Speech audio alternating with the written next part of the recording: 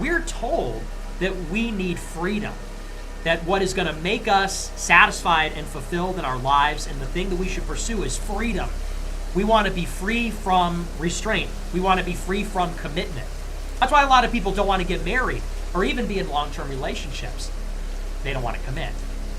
Because a commitment is a trade-off. You get the stability and security of the relationship and what the relationship provides, which is serotonin and belonging and affection and those sorts of things. But it comes with the trade-off that you lose your freedom. You don't get to play the field. You don't get novelty. You don't get adventures. You don't get risk-taking. You don't get that feeling. And so that's one example. Another example is in terms of money. Everybody wants to be rich so we can free ourselves from spatial constraints. People want to travel. They don't want to be tied down and pay rent in one apartment. They want to see the world. They don't want to be tied down to a job where they got to go in, day out. They want to go and do stuff. And on some level, they want to be freed from the mundane nature of life. That is what defines life, is that it is mundane and it is boring. Boredom. And monotony. Monotony is maybe the best word for it. The sameness of life. That it's the same sort of plain thing every day. Wake up, brush your teeth, tie your shoes, take a shower, get dressed, not in that order, of course, get in your car, etc., etc. We want to be freed from that. And really this, without speaking it aloud, people subconsciously, what they want is an endless stream of stimulation. They almost want to be freed from physicality at all and have an endless stream of consumption, an endless stream of satisfying appetites.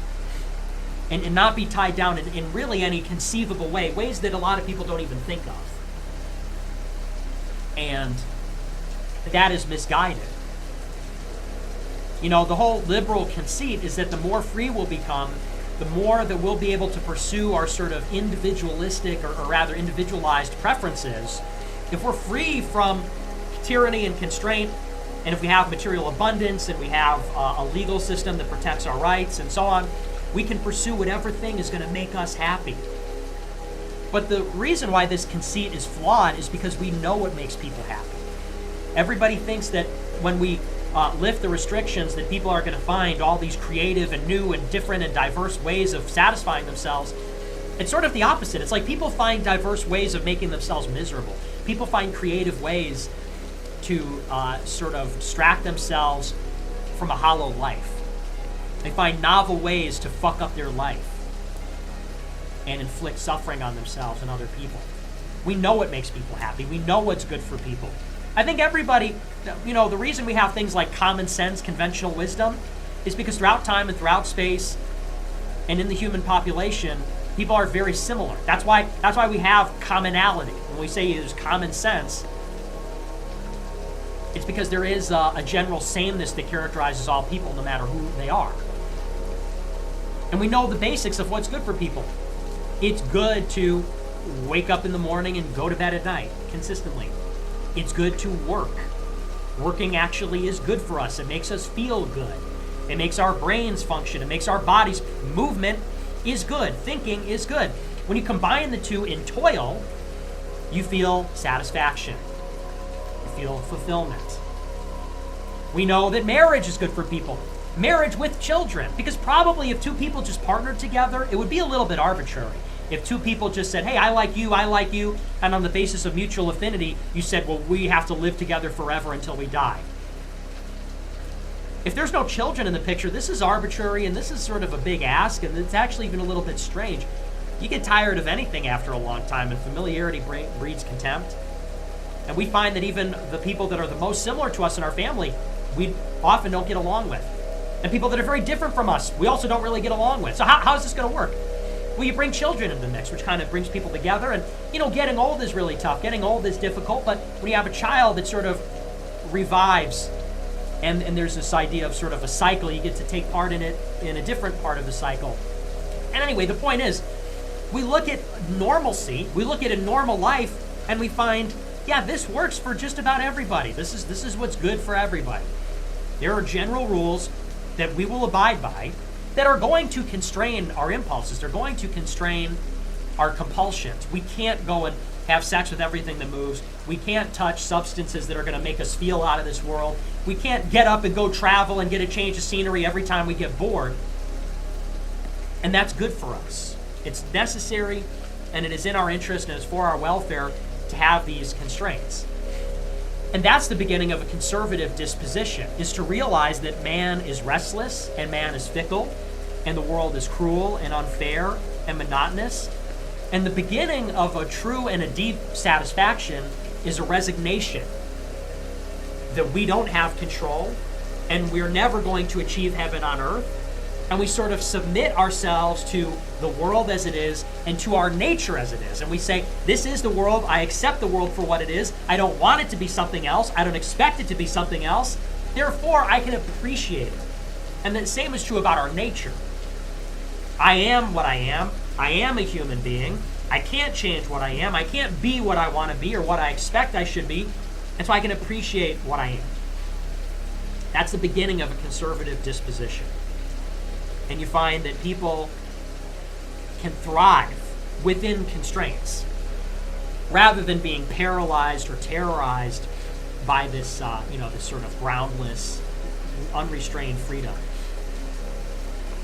So to me, that's the big idea. The big difference between us is you don't believe in God. You don't care about the transcendent. You are like a hedonist. You have a completely different metaphysics. And I said, why do you live? What's the why? What makes life worth living? And he said, well, hobbies. I want to spend time with my friends doing hobbies. And I said, really? Because one day your parents are going to die. And what happens the day that both your parents are dead? And, maybe that sounds like, a lot of people said, oh, you're a negative Nelly. You're looking at the glass half empty. I'm not. Think about what I'm saying. One day you're going to wake up and the two people who love you the most in the world, that nobody else can love you like them and nobody knows you like them, they're not going to be alive anymore and you'll never see them again as long as you're on the earth. That's a pretty tough thing that people go through in their life. And one day, maybe your best friend is going to die. Maybe your wife dies. Maybe your kid dies. Maybe you get cancer. Maybe one day you have all these plans for what you're going to do this weekend or what you're going to do next year, and you're going to see the next big movie. And then your stomach hurts and you go to the doctor. You have cancer. Stage 4, it's everywhere. Here's the point. Life, there's only one way that we get out of here, in death. All of us.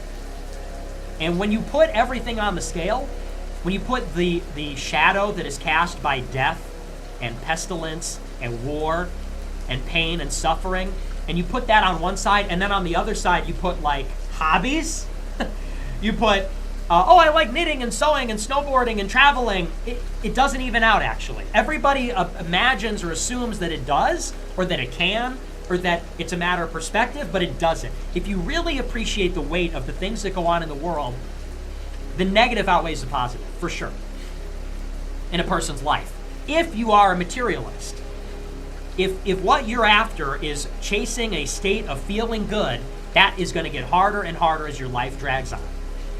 If what you're chasing is this passing, transient state of euphoria or pleasure or whatever it is, the drugs, the sex, etc., novelty, you are going to be left wanting when your bones hurt, when your mind starts to go, when your friends and family start to die off, and things that are very profound to people, that are unique to every person, begin to happen.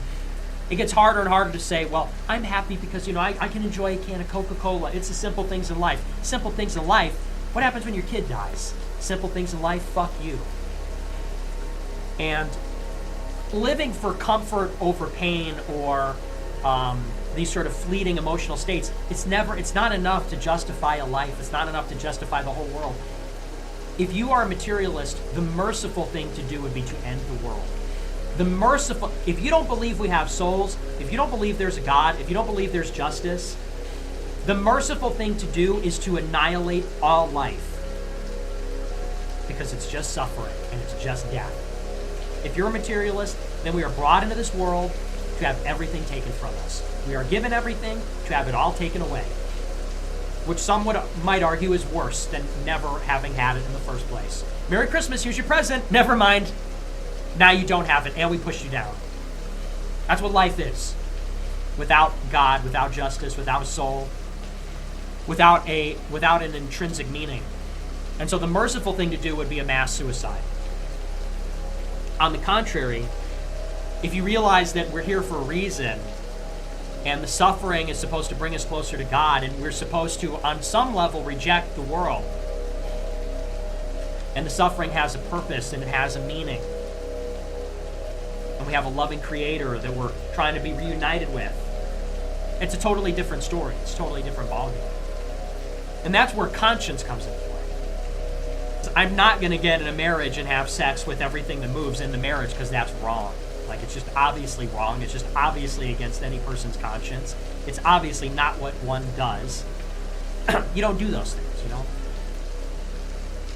Because suddenly, when our moral decisions have a real consequence, when they're actually a moral decision that is actually real. It's not arbitrary. It's not deterministic. It's not just about rearranging atoms on the planet. But when our moral decisions and deeds actually echo in eternity and they actually resonate with a higher power, suddenly then we're living our life in a completely different way, and we're not just living to eat, sleep, fuck, etc. Suddenly we're living in a completely different way. This is what a loveless, meaningless life looks like. It's this sort of muttering, seething, therapeutic binge. And every binge ends in a crash. It's just a matter of time.